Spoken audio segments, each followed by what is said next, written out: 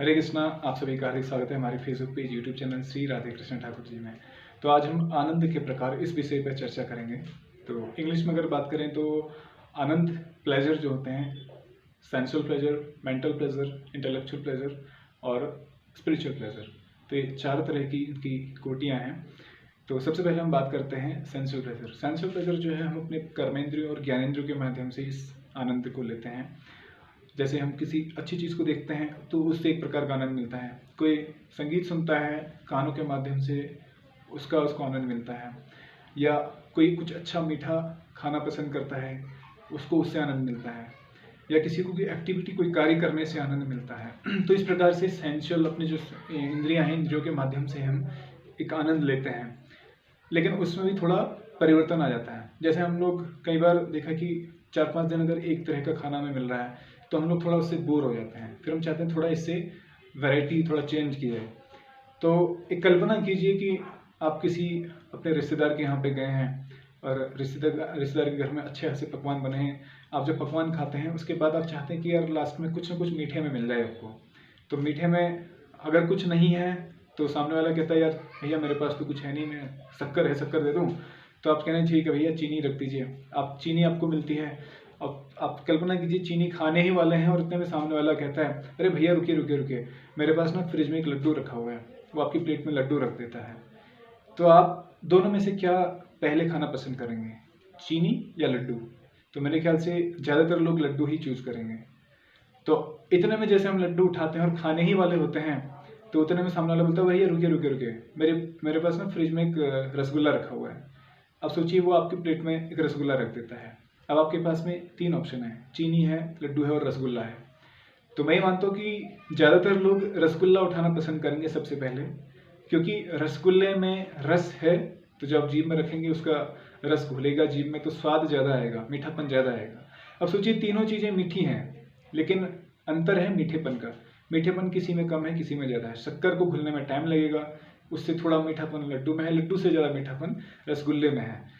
तो तीनों में मीठा है, लेकिन मीठेपन की मात्रा का अंतर है। इसी प्रकार से आनंद हर चीज़ में मिलता है, लेकिन किसी में ज़्यादा, किसी में कम। ये हमारे इंटरेस्ट के हिसाब से रहता है।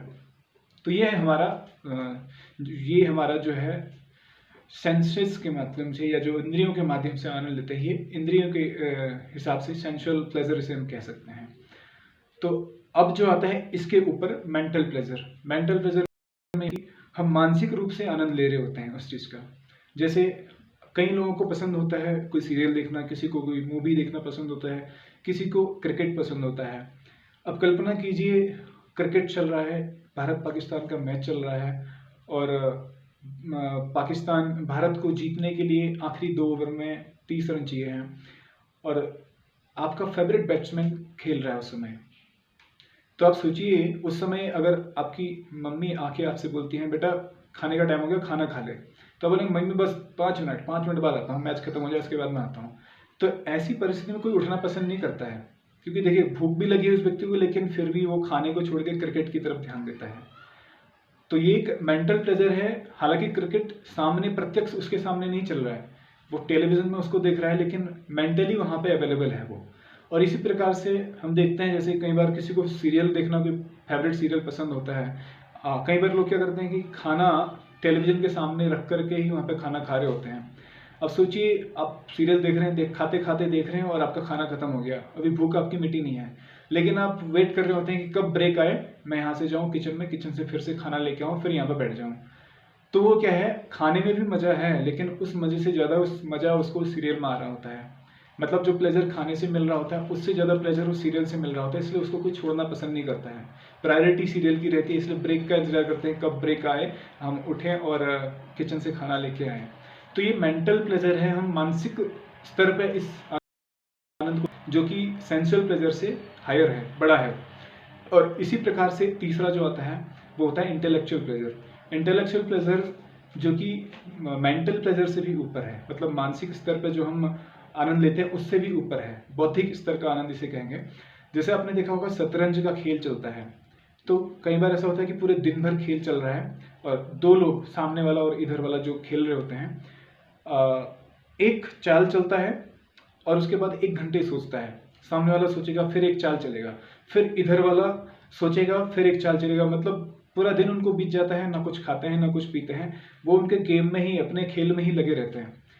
तो एक प्लेजर उनको वहाँ मिल रहा था जिसके लिए वो अपनी भूख प्यास सब छोड़ देते हैं। ऐसे ही आजकल आपने देखा होगा कई लोग फेसबुक, यूट्यूब, व्हाट्सएप पे लगे रहते हैं। वहाँ पे ये मेंटल प्लेजर भी और इंटेलेक्चुअल प्लेजर भी है।